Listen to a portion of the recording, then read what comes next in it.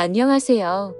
제가 여지껏 살아오면서 평생 처음 겪어보는 상황으로 인해 멘탈도 다 날아가고 정말 많이 힘이 들어서 이렇게 사연을 적게 되었습니다. 한동안은 넋이 빠져서 아무 일도 못하고 정말 송장처럼 지냈습니다. 아무에게도 말할 수 없어 인터넷에 글을 올린다는 사람들의 심정을 이제야 알 것 같네요. 그럼 지금부터 제 기가 막힌 사연을 들려드리겠습니다.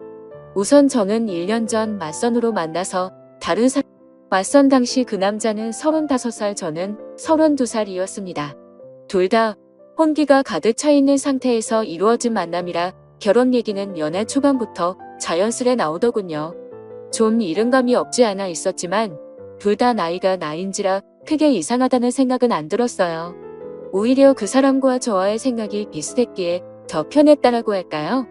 생긴 것도 평범하고 멀뚱한 복장의 매너도 좋아서 첫 만남부터 호감을 느끼게 되어서 교제를 시작하게 되었죠. 하지만 젊을 때처럼 불꽃이 피는 연애를 하지는 않게 되더라고요. 그 남자와 저 둘 다 말수도 없고 성격도 조용한 탓에 재미있는 연애는 아니었지만 그 나름대로의 편안하고 잔잔한 연애를 했습니다. 상대방의 사생활을 존중하며 서로에게 되도록이면 간섭하지 않으려 했습니다.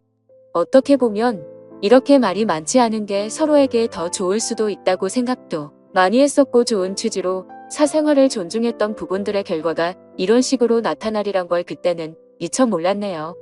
그 사람에 대해 더 알아야 했고 눈치채야 했던 것을 못 보고 지나간 제 자신이 정말 한심스러웠습니다. 아무튼 큰 다툼 없이 남들처럼 평범하게 연애를 이어왔었고 어느 날처럼 데이트를 하고 있던 하루였어요. 1년 정도의 연애를 하며 결혼에 대한 구체적인 얘기가 나올 때쯤 그 사람이 결혼 준비 시작하기 전 미리 말하고 싶은 게 있다고 했습니다. 저를 만나기 전에 결혼을 하려고 했던 여자가 한 명 있었는데 그분과는 결혼까지 이어지지 못했다고 하더군요. 왜 헤어졌는지 이유가 무척이나 궁금했고, 또 이 사람이 굳이 이야기하지 않고 넘어가도 될 텐데 왜 이런 이야기를 나한테 꺼내나. 그저 양심 고백을 하는 것인가 하는 생각이 들더군요. 나한테 얘기하는 게 양심 고백의 이유 말고 혹시 또 다른 이유가 있는지 물었습니다. 한참을 고민하길래 기다렸습니다. 고민하는 시간에 비해 돌아오는 대답은 짧았습니다. 그분이 자기의 있는 그대로의 모습을 못 받아줬다고, 이해하려고 노력하는 모습도 없이 그냥 헤어졌다고 말을 해주더라고요. 그래서 저한테는 모든 사람이 다 똑같을 순 없지 않느냐며 또 맞지 않는 부분에 대해서는 서로 잘 맞춰주고 이해해주며 살자고 말하고 싶었답니다.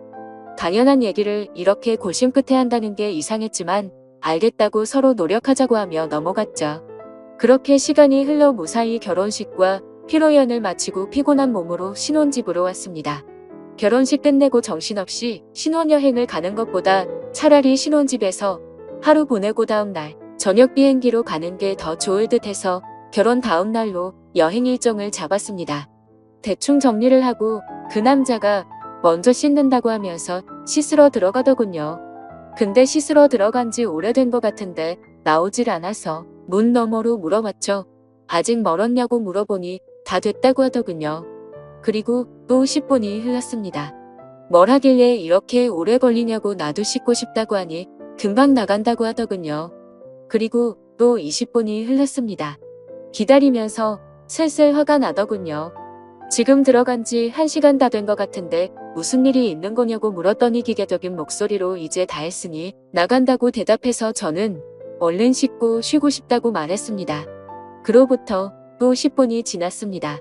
정말 별의별 생각이 다 들었습니다. 혹시 하수구가 막혔나? 제 성격이 조금 급한 부분도 있던 터라 도저히 이해가 가질 않았죠.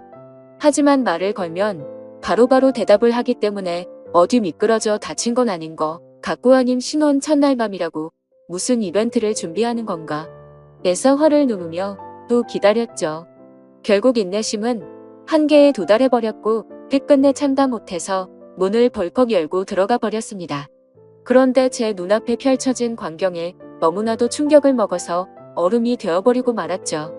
그냥 그때 느꼈던 감정을 어떤 말로도 표현할 수가 없을 정도였습니다. 화장실 안으로 들어가 보니까 말로 표현 못할 만큼 이상한 복장을 하고 있었고, 한 손에는 어디서 구했는지도 모를 이상한 걸 들고 변기 뚜껑 위에 쪼그리고 앉아 있더라고요. 뜨거운 물을 계속 틀어놨는지 안경엔 김까지 서려 있어서 더 충격적이었죠. 솔직히 처음에는 이 상황이 이해가 되지 않아서 한참을 멍하니 서 있었습니다. 그러다 정신이 들어 소리소리 지르며 뛰쳐나와 그 길로 곧장 친정 집으로 도망갔습니다. 몸이 사시나무처럼 떨리고 돈도 없어서 택시기사님 핸드폰 빌려서 엄마 보고 나와 달라고 했죠. 엄마와 아빠 남동생은 저한테 둘러앉자 도대체 무슨 일이냐고 다그쳤지만 한 시간 동안은 울면서 아무 말도 못했습니다.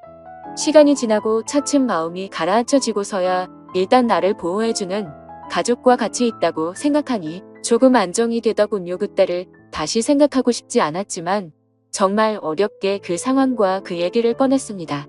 얘기를 듣고 아빠는 바로 그 나쁜 자식의 부모님께 전화해서 상황을 알렸고 엄마는 저를 껴안으며 같이 오시고 아빠랑 남동생이 그 자식 가만두지 않는다고 신혼집에 찾아갔죠. 하지만 혹시라도 무슨 상황이 벌어질까봐 저와 엄마도 뒷자리에 타서 같이 가게 되었습니다. 너무 무서워서 조심스레 문을 열었지만 신혼집에는 아무도 없던 상황이었고 그 집에 제 물건이 있는 것조차도 역겹다고 생각해서 대충 제 집만 챙겨서 다 같이 본가로 돌아가게 되었습니다.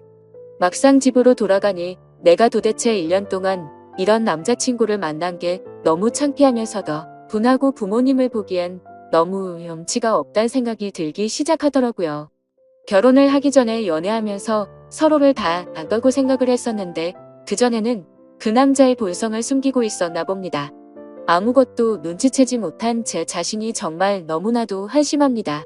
그 일이 있고 며칠이 지났는데도 아직 연락도 되지 않고 있고 아무런 조치를 취하지 못했네요. 혼인신고는 안 했지만 결혼식까지 올렸는데 말이죠. 정말 인생이 너무 허무하네요. 아무래도 제 인생에 있어서 결혼은 이뤄질 수 없는 꿈만 같은 일인가 봐요. 예전 남자친구도 제가 생각하지도 못한 짓거리로 상처를 주더니 정말 한숨만 나오고 이제는 가족들뿐만 아니라 친구들한테도 도저히 창피해서 당분간 혼자 지내야겠어요. 그리고 축의금이나 이런 것도 어떻게 해야 할지 도저히 감이 서지를 않습니다. 부모님께서는 그냥 놔두라고 말씀하시는데 하루도 채 안 되어서 이혼했다고 하면 사람들이 저를 어떻게 생각할까 싶어서 걱정입니다.